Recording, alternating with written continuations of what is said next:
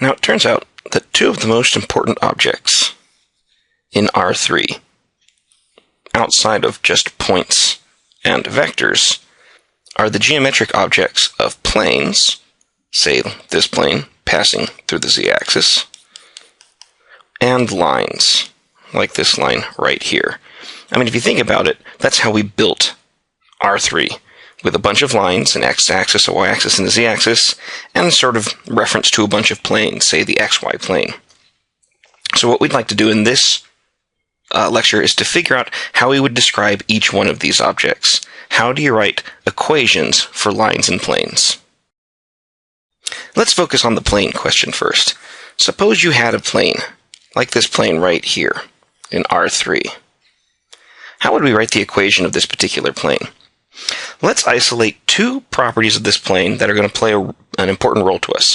First off, let's say that we can identify a point on this plane. So let's just pick some random point on the plane, who we'll call P, the point x0, y0, z0. The other thing we're going to do is we're going to identify a vector connected to this plane. And for a plane, one of the big ideas about a plane is that there's one and only one direction who is at right angles to this plane. So no matter where you are on the plane, there's only one way that we could draw a perpendicular line through the plane at that point. So this common perpendicular direction is sometimes called normal direction. So let's isolate one of these vectors, and we'll call it n, the normal vector. And we'll let n have components a, b, and c. So what we'd like to do is we'd like to come up with some way of determining whether or not a point picked in R3 is on the plane versus off of the plane, say a point who's below it, or a point who's up above it. So how could we detect whether or not a point in R3 is on a given plane if we know the point and we know the normal vector? Well, it's actually a really, really clever idea. The idea goes like this. Let's connect each one of the points we've drawn back to the tail point, the original point that we knew was on the plane. And I'll draw this one dotted just to remind us that he's below the plane. So the purple arrow is living right on the plane. The orange vector, the orange arrow, is sticking up above the plane, and the blue arrow is somehow sticking down below the plane right here. What that means is that the purple arrow is the only arrow who is orthogonal to the vector n, because the vector n is at right angles to everything in the plane. Since this vector is in the plane, we're at right angles to it. It's not at right angles to the orange vector, because the way we've drawn it here, the angle between the orange vector and the normal vector is actually acute. And this blue vector is not orthogonal to the normal vector because the angle between them has to be obtuse. So if we were to use the generic label x, y, z to represent a randomly picked point, we've just figured the following thing out. Let me call this capital X, just so I have a name for it. The point capital X is on the plane if and only if the vector who connects P to X is at right angles to the normal vector.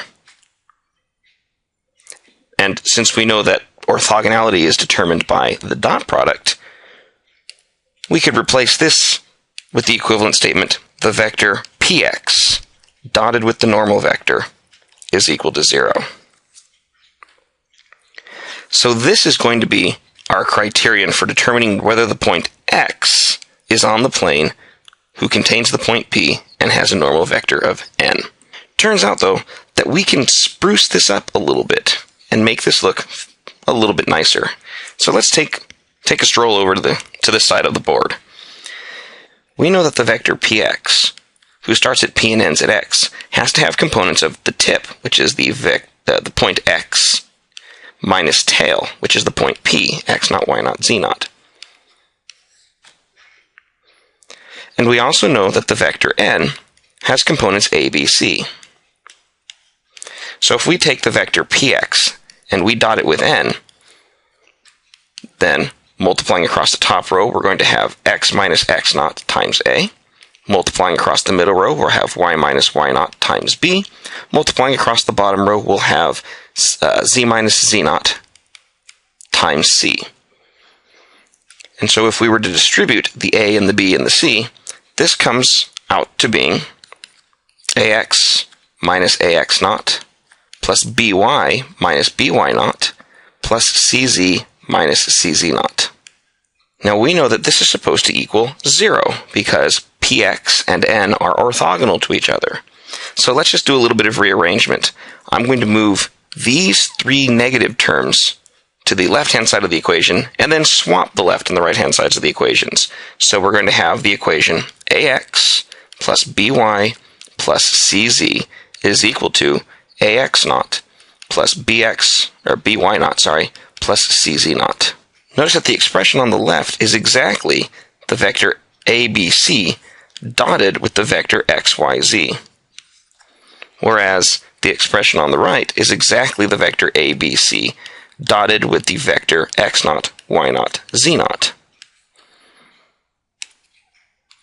And so this equation right here can also be sort of streamlined as saying it's the vector n dotted with the vector version of the point x set equal to the vector n dotted with the vector version of the point p.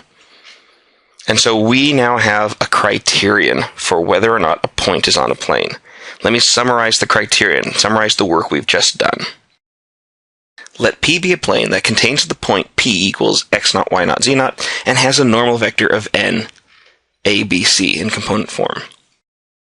Then the point x, y, z, is on the plane P if and only if the dot product of the vector x with the normal is equal to the dot product of the vector version of the point with the normal. Or if we expand it out, that ax plus by plus cz equals the number d, where d is the real number found by taking the dot product of the normal vector and the point on the plane. One of the upshots of this is that any equation who takes the form ax plus by plus cz equals d always describes a plane with a normal vector of n. In fact, it passes through any specific point p naught who satisfies the property that p naught dotted with n equals the value d.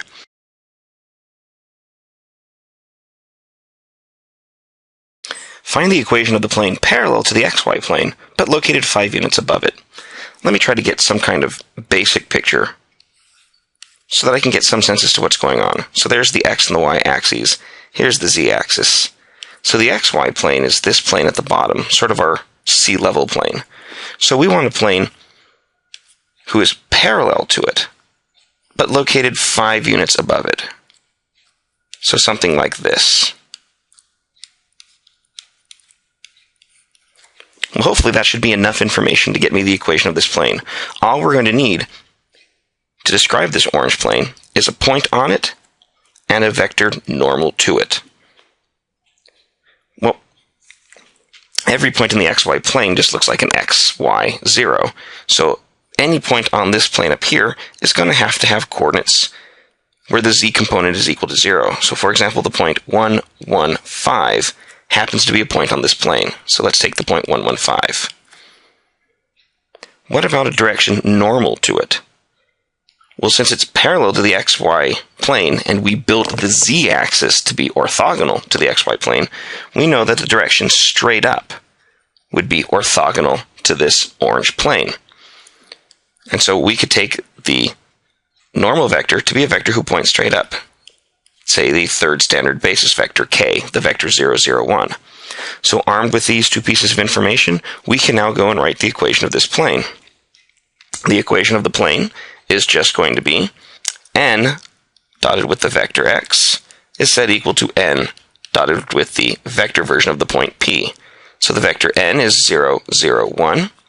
The vector x just represents the ordered triple xyz, and then we're going to have the vector 0, 0, 1 again, dotted with the point 1, 1, 5.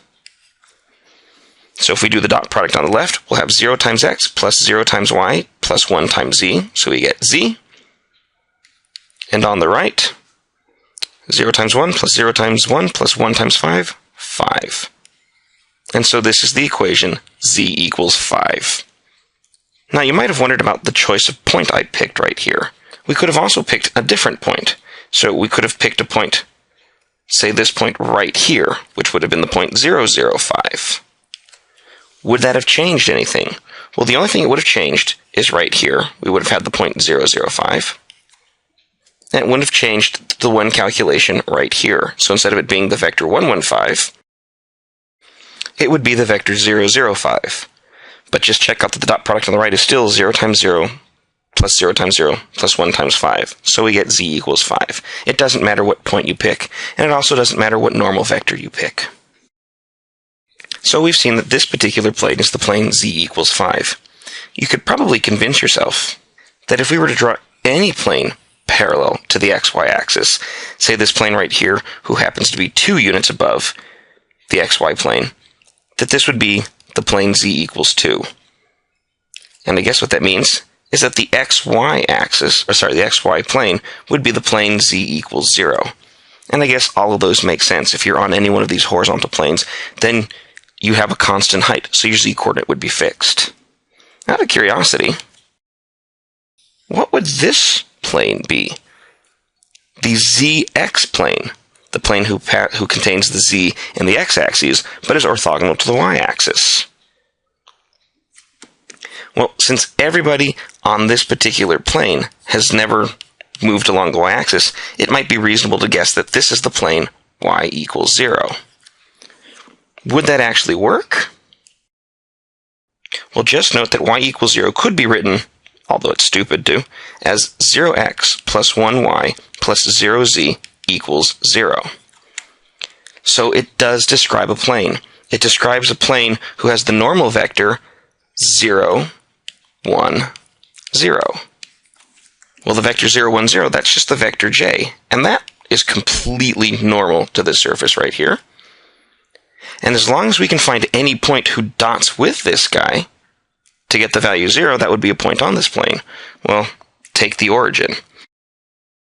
So, in fact, this equation here, which is the same as this little guy right here, describes the zy plane. 3 of the most important planes we're going to use in Calc 3 are what are known as the coordinate planes, the planes who pass through 2 of the axes, but not the third. And so we've already been used to the blue axis, the xy plane, which we now know is described by the equation z equals 0. We also have the xe plane, which we just found was described by the equation y equals 0. And then there's this third red plane, the yz plane, which you should probably be able to prove is given by the equation x equals 0.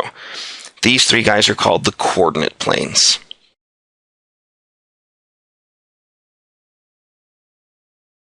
Find the equation of the plane through the points 1, 1, 1, minus 1, 0, 2, and 3, minus 1, minus 1.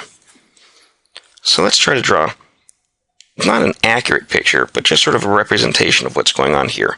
We've got a plane that contains 3 different points. The point 1, 1, 1,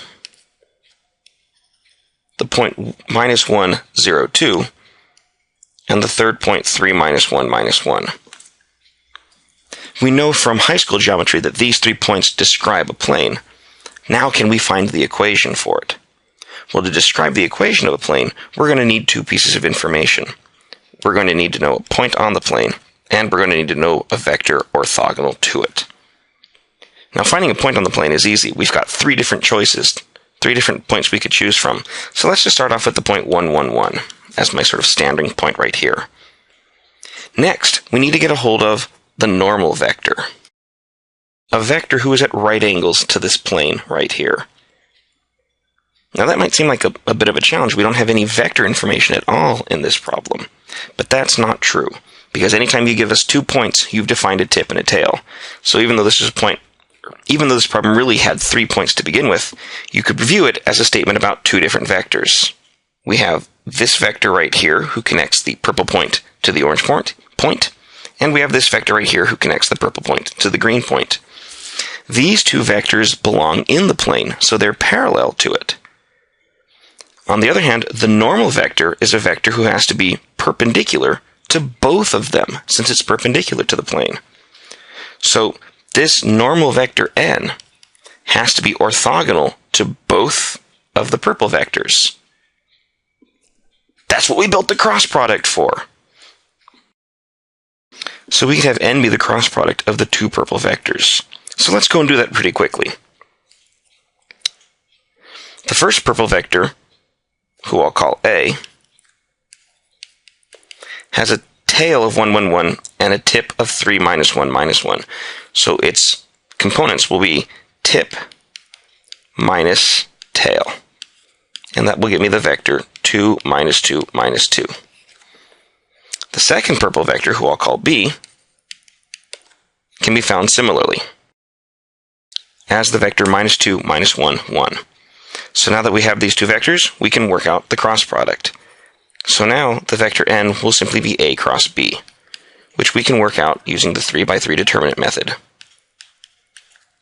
So we'll stick the vector A in the second column, we'll stick the vector B in the third column, and then we'll work out the determinant.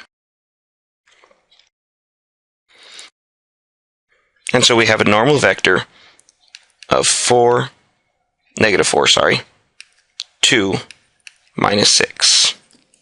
Note that this vector is actually just a scaled multiple of the vector 2, 1, 2, negative 1, 3. Because I'm going to have to do lots of multiplication, I try to keep my numbers as small as possible. So what I'm going to do is I'm actually going to go and not use the cross product as the normal vector, but I'm going to use this smaller guy as sort of a new and improved normal vector. It's still orthogonal to the plane, but it has smaller numbers. It'll make the multiplications a little bit easier. So now that we have a point, and we have a normal vector, we can compute the equation of this plane. It's going to be n dotted with the vector x equals n dotted with the point P as a vector. So there's the equation of our plane. We could check it really quickly by making sure that these 3 points actually satisfy this equation. If they satisfy the equation, they're on the plane. So let's do a quick check right here.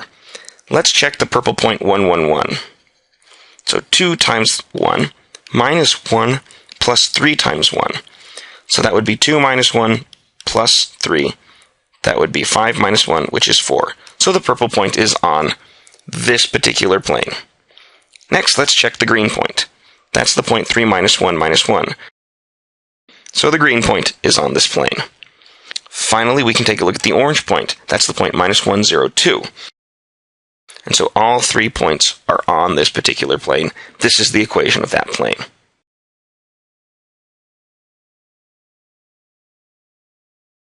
What about the equations of lines? Imagine you had three-dimensional space, and you had a line passing through it. Say this line right here. Could we find a way of determining whether or not points in three-dimensional space belong to this line? What we're going to do is attack it very similar to the plane case. We're going to identify a point on this line. Say this point right here, P, who we'll call X naught, Y naught, and Z naught. And then we're going to identify a vector who we're going to sort of connect with this line. Since it's a line segment, it has a definite sort of directionality to it. And so it kind of makes sense to talk about a vector who runs parallel to this line. So if we were armed with these two pieces of information, a point on the line and a direction parallel to it, could we go and determine whether or not a point picked at random, say this point right here who happens to be on the line, or this point up here who happens to be off of it, can we determine that? Can we figure out whether or not a point is on the line or not? Well, let's do the same trick we tried last time, which was to take the points we were examining and connect them to the point in question. So I'll take my purple point and connect it to the point P. I'll take my green point and connect it to the point P. Well, the thing I should notice about this is if I have a point who's on the line, like the purple point here, then this purple vector and this blue vector have to be parallel to each other. On the other hand, if the green point is not on the line, then this vector right here, well, is evidently not parallel to the line. And so it can't be parallel to V. And so that's going to be our new test. If we let capital X equal X, Y, Z denote sort of a generic point in R3, then we've just shown this. The point X is on the line if and only if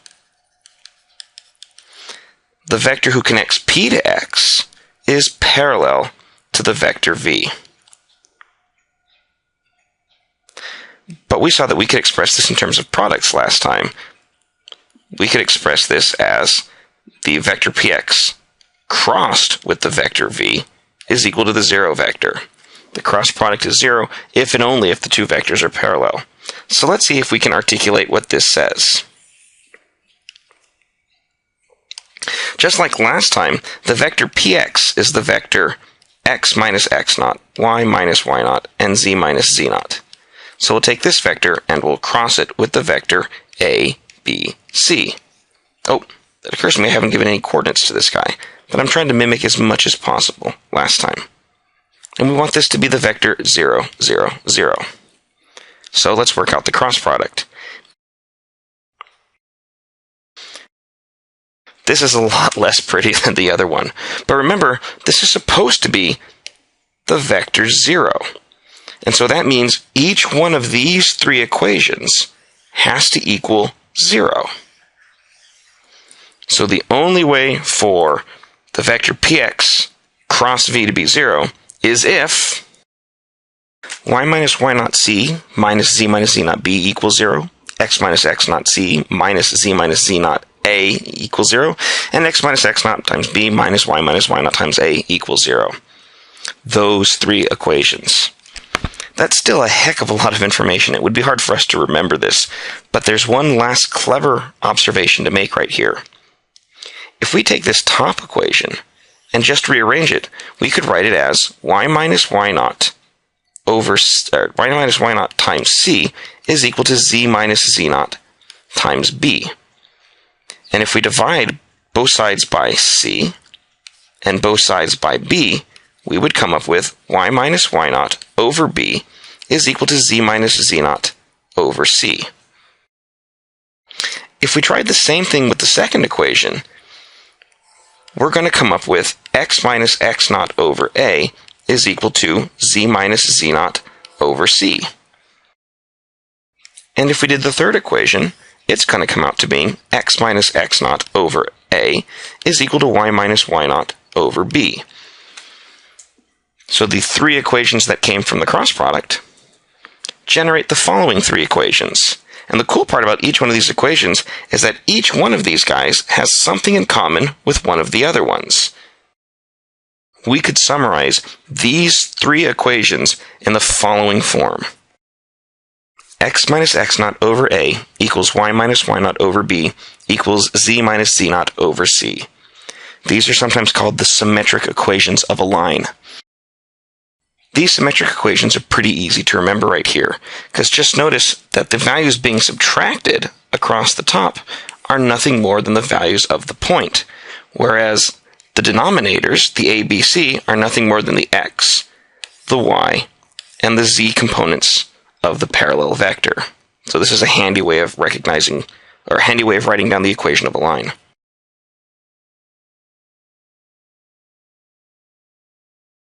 Interestingly enough, the symmetric equations aren't the only ways to describe a line. There's a second commonly used system for describing lines, and I want to tell you about it right now. And it's still based off of the observation we had before. Specifically, the point x is on the line if and only if the vector who connects P to x is parallel to the vector v. Because we had a second criterion for parallel. The very first criterion that we gave for parallel had nothing to do with cross products. Instead, we said that two vectors were parallel if the first vector was a multiple of the second vector. In other words, the vector px is equal to tv for some value of t. Now the vector px, we've already seen, is x minus x naught, y minus y naught, z minus z naught, whereas the vector tv would be the vector ta, tb, tc. If we were to look at the components individually instead of as vectors, this actually becomes three equations. X minus x naught equals ta, y minus y naught equals tb, and z minus z naught equals tc, which we can rewrite as x equals x naught plus at, y equals y naught plus bt, and z equals z naught plus ct. These three equations are sometimes called the parametric equations of a line. And they're called the parametric equations of the line because they have an additional variable called a parameter who needs to be satisfied. So in other words, a point xyz is on the line who passes through the point x naught, y naught, z naught with parallel vector ABC, if and only if these three equations can be satisfied for some value of t. The value of t has nothing to do with the actual geometry of the problem. It's just an algebraic thing I need for this. So let's summarize our results. Let L be the line through the point P equals x naught, y naught, z naught, running parallel to the vector ABC. Then the point x, which is equal to xyz, is on the line if and only if it satisfies the equation x minus x naught over a equals y minus y naught over b equals z minus z naught over c. These are what are called the symmetric or the triple equations for a line. Alternatively, the point xyz is on the line if there exists some value t called a parameter such that x is equal to x naught plus at, y is equal to y naught plus bt, and z is equal to z naught plus zt. These are called the parametric equations for a line segment. You notice that in either version we somehow need three equations to describe this guy right here. Of these two sets of equations, the parametric equations are somehow preferable. We're going to see that they generalize a lot better in a little bit. But also, if you know the parametric equations, you can find the symmetric equations pretty easy. Because all you have to do is simply solve the parametric equations for t, and you'll recover the symmetric equations. To see this, just note. So since all three of these equations are equal to the same value of t, they're evidently equal to each other.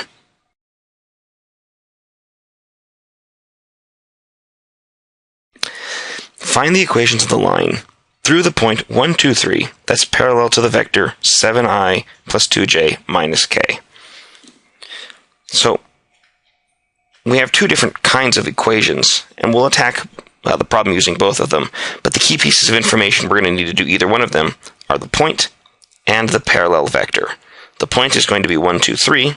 The parallel vector is going to be 7, 2, minus 1, because those are just given to us directly. Now, one of the things we could use are the symmetric equations. The symmetric equations for the line take the form x minus the x component of the point over the x component of the vector, and that's equal to y minus the y component of the point over the y component of the vector equals z minus the z component of the point over the z component of the vector. And so there's the symmetric equations of this line. We can also use the parametric equations. The parametric equations are three equations x, y, and z. And they take the form x is equal to the x component of the point, 1, plus the x component of the vector times t. Y is equal to the y component of the point, plus the y component of the vector times t. And z is equal to the z component of the point, plus the z component of the vector times t. And so these would become the parametric equations of a line. So finding the equation of a line is actually not terribly difficult at all. But let's actually put these equations to the test. Let's determine if the points minus 6, 0, 4 and 15, 6, minus 6 are also on this line, now that we have equations for it. To test whether points are on a line using the symmetric equation is really easy. We just plug in x, y, and z and see if the three equations check out. So for example, for this first point, well, in this case, we're going to have minus 7 over 7, which is minus 1. Negative 2 over 2 is minus 1. And 1 over minus 1 is minus 1. So since all three of these things are equal, this point is on the line. On the other hand, 15 minus 1 is 14 over 7 is 2. 6 minus 2 is 4. 4 over 2 is 2. Minus 6 minus 3 is negative 9 over negative 1 is positive 9. So these things match, but these things don't. Since they're not all equal to each other, this tells me that this one is not on the line. Well, how about using the parametric equations? So, let's go back to our first point. To check if the point negative 604 satisfies the parametric equations, we need to go and set the equations. And we need to see if we can find a single value of t that makes all three of these equations happy. So all three equations can be satisfied by t equals -1. Since we can find one value of t who works for all 3 points, that again tells us that yes, this point is on the line. What about this second point? Since I can't find a common t for all 3 equations, that tells me that this guy is not on the line. So both sets of equations do exactly what they're supposed to.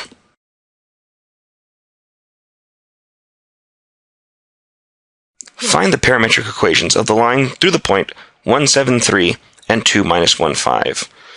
Let's again get some geometric bearings right here. Let's say that this is the point 173. Let's say that this is the point 2 minus 15. And so we're looking at the equation that passes through these 2 points right here. We know that the 2 pieces of information we're going to need is a point on this line and a vector who runs parallel to it. Now getting a point on the line is easy. I have 2 different points I could pick. So let's take the point 173. I'm also going to need a vector parallel to this line. Now again, there's no vector information on here, but let's take a cue from what we did with the planes. If you give me 2 points, you've given me a vector. There's this vector right here who connects these 2 points. Well, evidently this vector lives on the line segment, so it has to be running parallel to it. So we can take as the vector v, the vector who connects the point 173 to the point 2 minus 15. If we take the tip and we subtract the tail, then we find that we have the vector 1 minus 8, 2. And so now we can write the parametric equations. The parametric equations are simply going to be x is equal to the x component of the point plus the x component of the vector times t. We'll have y is equal to y naught plus b, which in this case is -8, t, and then we'll have z is equal to z naught plus ct. And so there's the equations, the parametric equations of a line. By way of checking our work, let's see whether or not the 2 points are on there. So is the point 173 satisfied by these parametric equations? In this case, it's pretty obvious. If we set t equal to 0, then these terms simply cancel and we'd be done. So 173 is already on the line. What about the point 2 minus 15? And so the second point is on the line. These are the correct equations. But wait a second. What if instead you had wanted to pick the point 2 minus 15 as your point? We'd still use the same vector v, but notice that it's going to change the look of the parametric equations. So the equations in red are the parametric equations of the line using the point P as my point, and they're a completely different set of equations right here. Are they legit? Well, you can double check that they're parametric equations, so they describe a line. We can check that the point 2 minus 15 satisfies these parametric equations because we'd simply take t equals 0. And you can also check that the point 173 satisfies these parametric equations by taking the point t equals -1. So the upshot of this, and this is a problem, or this is a difficulty, if you will, with the parametric equations, is that they're not unique. There are many, many different ways to describe the same line parametrically.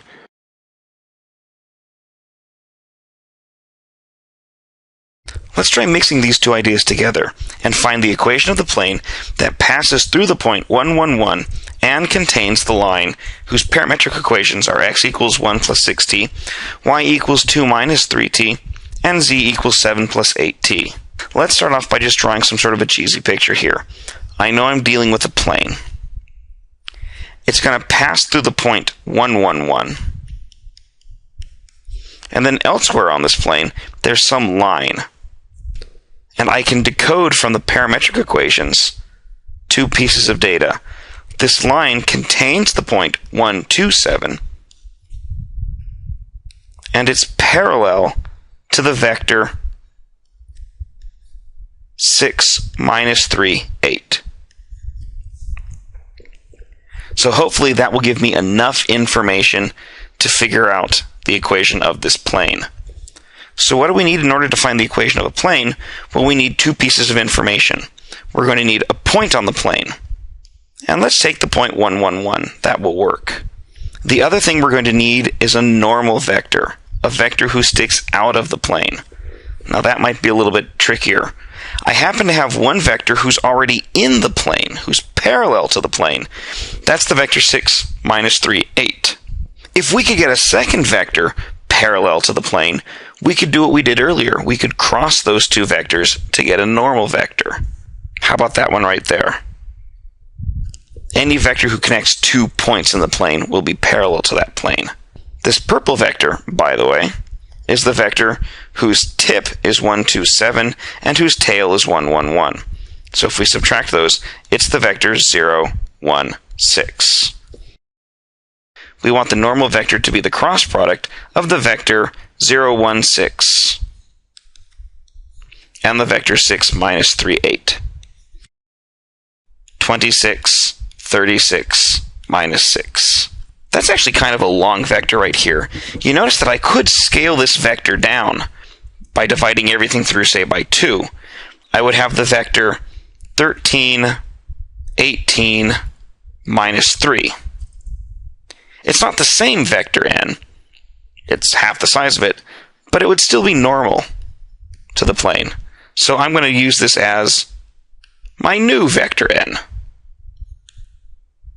We'll take the old one off as being too big here. So now I have all of the pieces of the puzzle I need. I have a normal vector and I have a point on the plane. So the equation of the plane is normal vector dotted with the variable x is equal to the normal vector dotted with the point as a vector. So we'll take 13, 18, minus 3 dotted with the vector x, y, z, and we'll set that equal to the vector 13, 18, minus 3 dotted with the vector 1, 1, 1. And so that's going to give us the equation.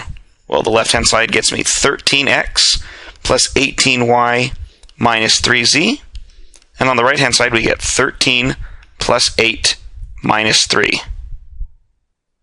Or a grand total of, and I'm running out of room, so I have to put it right up here. And so there's the equation of the plane we're looking for.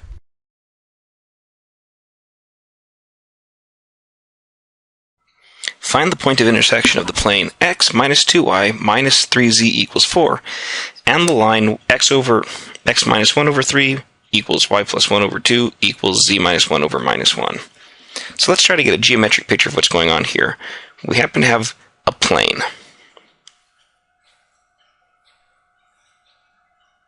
Right here. And then we happen to have a line. And this line is going down like this, say, and it's going to hit this plane at some point. And so we need to go and find the x, y, and z coordinates of this particular point. Before we get too much farther here, I'm going to go and convert the symmetric equations of the lines into the parametric equations. It's a lot like working with vectors. You pick one form and you stick with it. And we're going to see that the parametric equations have some good uses later on. So let's first convert these things over. Note that the symmetric equations encode the data about the point. In this case, the point on the line is 1, minus 1, 1. And they also encode data about the parallel direction. In this case, the parallel direction to the line is the vector 3, 2, minus 1. That would mean that the parametric equations of this line, the x, y, z, are equal to the point added to the vector, all those terms times t. Alrighty, so now that we've got this set up right here, these three equations describe what it takes to be on the line. This equation describes what it takes to be on the plane. And we want to see if we can find a triple x, y, z who satisfies all four of these equations at the same time. Well, we've got 4 equations and 4 unknowns. Let's solve it. Since these first 3 equations are already solved for x, y, and z, we could simply directly plug them in to the third equation. That would get me the equation 1 plus 3t minus 2 times y, which is minus 1 plus 2t, minus 3 times z, which is 1 minus t, and set that equal to 4. So if we distribute, we have 1 plus 3t minus negative 2 minus 4t minus 3 minus negative 3t equals 4. Now if we collect the terms that have the t on it, we have 3t plus 3t is 6t minus 4t would be 2t. And if we collect the remaining terms, 1, 2, and minus 3, we see that those cancel. And so that leaves us with 2t equals 4, and so t is equal to 2. Now that we've got one of the variables solved in our 4 equations and 4 unknowns, we can plug it back into the other equations to solve for them. We would find that x is equal to 1 plus 3 times 2, or 7. Y is equal to minus 1 plus 2 times 2, or 3. And z is equal to 1 minus 2, or minus 1. So we've solved these 4 equations and 4 unknowns, and we've found the x, y, z, and t values. Now remember that t right here is just a parameter. It's not actually part of the geometry of the situation. So it's only the point x, y, z that we care about, and so we would find that the point right up here is 7, 3, minus 1. That's going to be our point of intersection. You should check very quickly that this in fact does satisfy this equation, the equation of the plane, and the 3 symmetric equations, but I'll leave that as an exercise to you.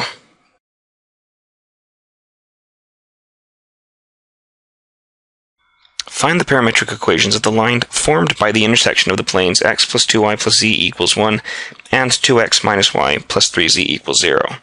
So if I were to try to get a sense of what's being asked right here, I see that I have 2 planes, a plane corresponding to this equation and a plane corresponding to the other equation. It's a terrible plane. There we go. Well, if I have 2 planes that intersect, we know from geometry that their intersection always forms a line. And so we're going to have a picture that looks something like this. One plane crisscrossing with another plane. And our goal is to find the equation of this green line who runs through them. Now to find the equation of a green line, we're only going to need 2 pieces of information. A point on the line and a direction vector who is parallel to it. Now to find a point on the line, well, remember that all points on this line happen to live on both the orange and the red planes. So that means it would be a point who satisfies these 2 equations at the same time. Now if you look at this, this is 2 equations and 3 unknowns. It doesn't have a unique solution. It's always going to have lots and lots of solutions, which makes sense. There should be a line of them. So let's see if we can just find any particular solution to get us going. Let me try setting z equals 0 into this equation. Let me see if I can find a point who lives on the xy plane. If I plug z equals 0 into this equation, then this reduces to x plus 2y equals 1, and 2x minus y equals 0. The top equation says that x is equal to 1 minus 2y. So if we plug that into the bottom equation, we'll get that 2 times x minus y is equal to 0. So we're going to get 2 minus 4y minus y equals 0, which says that negative 5y is equal to negative 2, or y is 2/5.